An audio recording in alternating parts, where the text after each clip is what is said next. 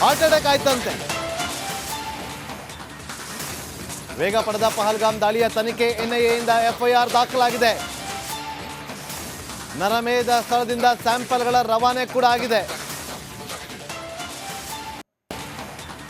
ವಿಧಿವಿಜ್ಞಾನ ತನಿಖೆಗೆ ಸ್ಯಾಂಪಲ್ಗಳನ್ನು ರವಾನೆ ಮಾಡಲಾಗಿದೆ. ಎಲ್ಲ ಪ್ರತ್ಯಕ್ಷದರ್ಶಿಗಳ ಹೇಳಿಕೆಯನ್ನು ಕೂಡ ದಾಖಲಿಸಿಕೊಳ್ಳೋದಕ್ಕೆ ಎನ್ಐಎ ಸಿದ್ಧತೆ ನಡೆಸ್ತಾ ಇದೆ. ಬೈಸರನ್ ಘಾಟ್ನ 5 ಕಿಲೋಮೀಟರ್ ವ್ಯಾಪ್ತಿಯಲ್ಲಿ ಯಾರೆಲ್ಲ ಇದ್ರೂ ಎಲ್ಲರ ಪಟ್ಟಿಯನ್ನು ಕೂಡ ಸಿದ್ಧಪಡಿಸ್ತಾ ಇದೆ ಎನ್ಐಎ.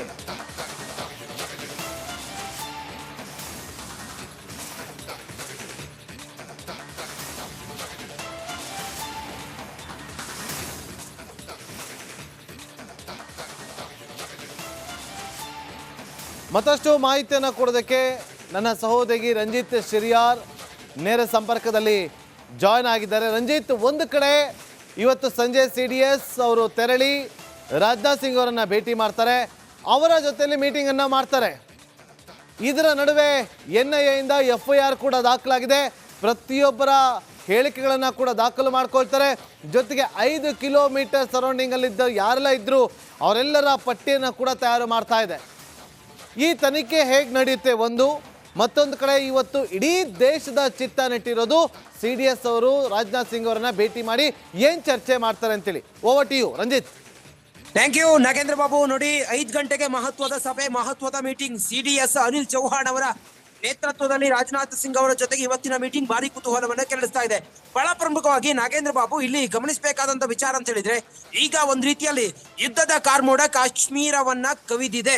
ಯುದ್ಧದ ಕಾರ್ಮೋಡದಲ್ಲಿ ಈಗ ನಮಗ್ ಕಾಣಿಸ್ತಾ ಇದೆ. ಯುದ್ಧೋನ್ಮಾದದಲ್ಲಿ ಭಾರತ ಅದಕ್ಕೆ ಬೇಕಾದಂತ ಎಲ್ಲಾ ತಯಾರಿಗಳನ್ನ ಮಾಡ್ಕೊಳ್ತಾ ಇದೆ. POK ಗಡಿಭಾಗದಲ್ಲಿ ನಡೀತಾ ಇರುವಂತಹ ಸೇನಾ ಆಪರೇಷನ್, ರಾಜಸ್ಥಾನದಲ್ಲಿ ಸೇನಾ ಮುಖ್ಯಸ್ಥರ 3 ದಿನಗಳ ಭೇಟಿ, ಅದರ ಜೊತೆಗೆ ರಾಜನಾಥ್ ಸಿಂಗ್ ಮತ್ತೆ CDS ಅನಿಲ್ ಚೌಹಾಣ್ ಅವರ ನಡುವಿನ ಈ ಮೀಟಿಂಗ್, ಇದೆಲ್ಲವೂ ಕೂಡ ಏನದರ ಮುನ್ಸೂಚನೆ ಅಂತ ಹೇಳಿದ್ರೆ, ಭಾರತ ಭಯೋತ್ಪಾದನೆಯ ವಿರುದ್ಧ ಒಂದು ಹೆಜ್ಜೆ ಮುಂದಕ್ಕೆ ಹೋಗಿ ಈ ಸಂಪೂರ್ಣವಾದಂತ ಇವರ ನೆಲೆ ಪಾಕಿಸ್ತಾನದ ಕುಕೃತ್ಯ ಇದೆಲ್ಲದರ ವಿರುದ್ಧ ಒಂದು ಫುಲ್ ಸ್ಟಾಪ್ ಇಡೋದಕ್ಕೆ ಹೊರಟಿದೆ.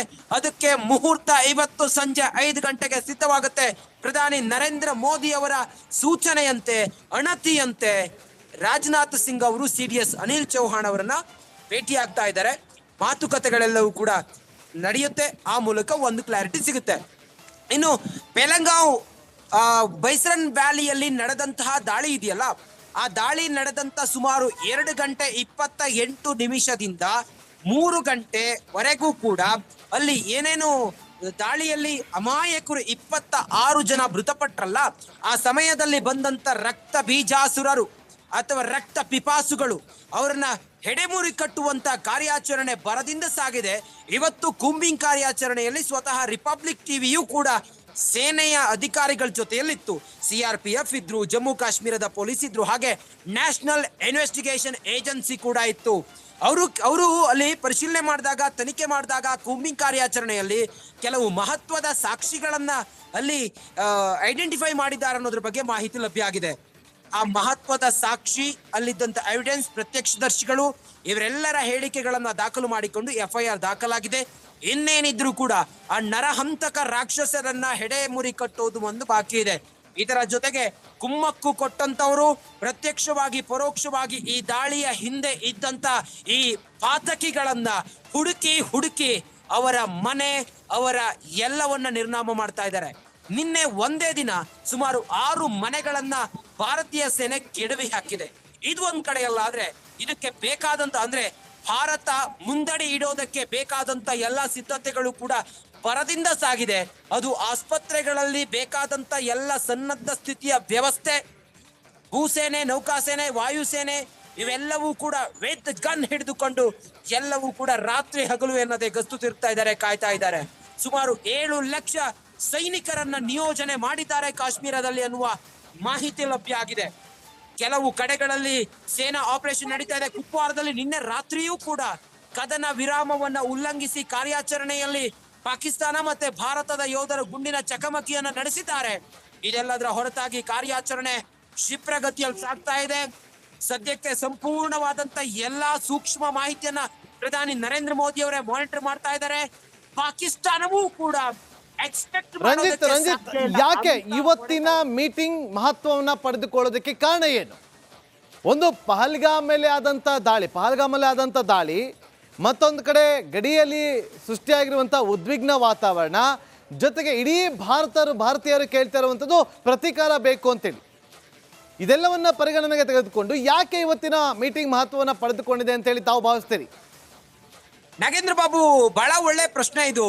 ಇವತ್ತಿನ ಮೀಟಿಂಗ್ ಭಾರಿ ಕುತೂಹಲ, ಭಾರಿ ಮಹತ್ವ ಯಾಕೆ ಅಂತ ಹೇಳಿದ್ರೆ ನೋಡಿ, ಪಕ್ಷಾತೀತವಾಗಿ ಅಥವಾ ಎಲ್ಲಾ ರೀತಿಯಲ್ಲೂ ಕೂಡ ಇಡೀ ದೇಶವಾಸಿಗಳು 144 ಕೋಟಿ ನಮ್ಮ ದೇಶವಾಸಿಗಳು ಭಾರತೀಯರು, ಇರ್ರೆಸ್ಪೆಕ್ಟಿವ್ ಆಫ್ ಧರ್ಮ ಮತ್ತೊಂದು ಎಲ್ಲದರ ಹೊರತಾಗಿಯೂ ಕೂಡ ಎಲ್ಲರೂ ಕೇಳ್ತಾ ಇರೋದು ಒಂದೇ ಮಾತು: ಭಾರತದ ಭದ್ರತೆಗೆ ಸವಾಲೊಡ್ಡಿರುವಂತ ಆ ಪಾತಕಿಗಳನ್ನ, ಆ ಕೊಲೆಗಡುಕರನ್ನ ಹೊಸಕ್ಕಿ ಹಾಕಬೇಕು, ಪ್ರತೀಕಾರ ತೆಗೆದುಕೊಳ್ಬೇಕು ಅನ್ನೋದು.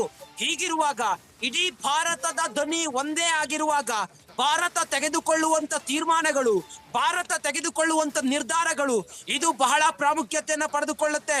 ಹಾಗಾಗಿಯೇ ಪ್ರಧಾನಿ ನರೇಂದ್ರ ಮೋದಿ ಅವರು ಸೂಕ್ಷ್ಮವಾಗಿ ಎಲ್ಲವನ್ನ ಗ್ರಹಿಸ್ತಾ ಇದ್ದಾರೆ.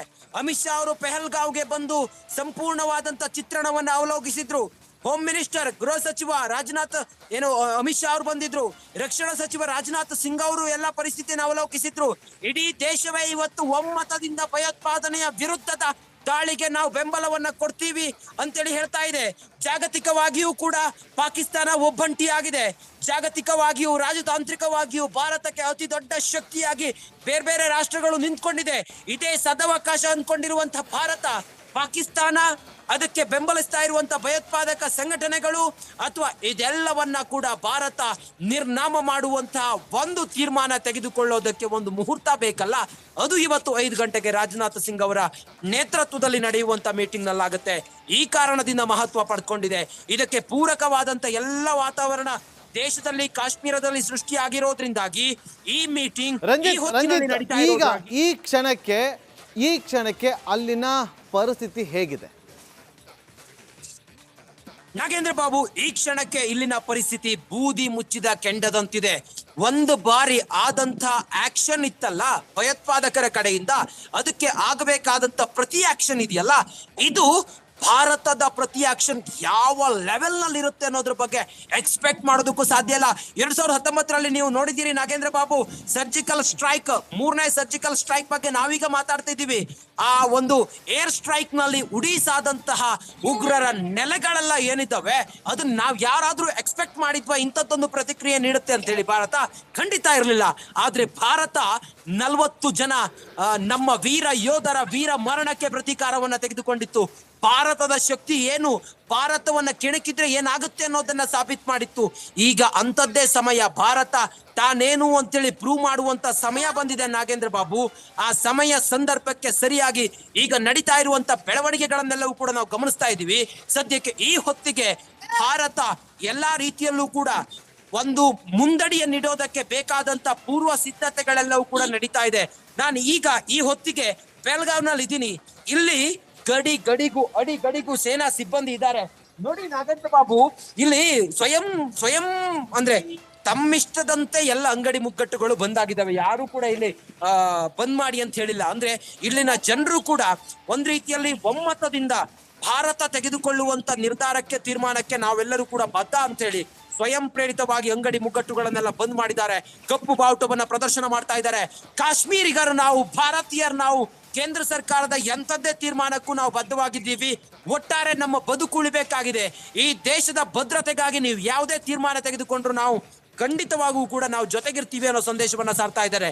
ಇದು ಭಾರತದ ಶಕ್ತಿ, ಇದು ಭಾರತ ಸರ್ವರು ಎಲ್ಲರೂ ಕೂಡ ಒಂದೇ ಅಂತೇಳಿ ತೋರಿಸುವಂತ ಸಮಯವನ್ನ ಇಲ್ಲಿನ ಕಾಶ್ಮೀರಿಗರು ಮಾಡ್ತಾ ಇದ್ದಾರೆ. ಪ್ರತ್ಯೇಕವಾದಿಗಳಾಗಿರ್ಲಿ ಅಥವಾ ಯಾರು ಈ ಆತಂಕವಾದಿಗಳಾಗಿರ್ಲಿ, ಭಯೋತ್ಪಾದಕರಾಗಿರ್ಲಿ, ಅವರೆಲ್ಲರನ್ನ ಹೊಸಕಿ ಹಾಕುವಂತ ಕಾರ್ಯಾಚರಣೆ ನಡೀತಾ ಇದೆ. ಭಾರತ ಕ್ಷಣಕ್ಕೂ ಕೂಡ ವಿರಮಿಸದೆ ರಾತ್ರಿ ಹಗಲು ಎನ್ನದೆ ನಮ್ಮ ಎಲ್ಲಾ ಸೇನಾ ಸಿಬ್ಬಂದಿಗಳು, ನಮ್ಮ ಎಲ್ಲಾ ಪೊಲೀಸ್ ವ್ಯವಸ್ಥೆ ಇದನ್ನ ಹೊಸಕಿ ಹಾಕುವಂತ ತೀರ್ಮಾನದತ್ತ ಈಗ ಒಂದೊಂದೇ ಮುಂದಡಿಯನ್ನು ಇಡ್ತಾ ಇದ್ದಾರೆ. ಅದಕ್ಕೆ ಬೇಕಾದಂತ ಪೂರಕವಾದಂತ ವಾತಾವರಣ ಈಗ ಸೃಷ್ಟಿಯಾಗಿದೆ. ಸದ್ಯಕ್ಕೆ ಇಡೀ ದೇಶವಾಸಿಗಳೆಲ್ಲರೂ ಕೂಡ ಈ ಭಯೋತ್ಪಾದನೆಯ ವಿರುದ್ಧವಿದ್ದಾರೆ. ಹಾಗೆ ಭಾರತವೂ ಕೂಡ ಆ ನಿಟ್ಟಿನಲ್ಲಿ ಇವತ್ತೊಂದು ತೀರ್ಮಾನವನ್ನ 5 ಗಂಟೆಗೆ ತೆಗೆದುಕೊಳ್ಳುತ್ತೆ.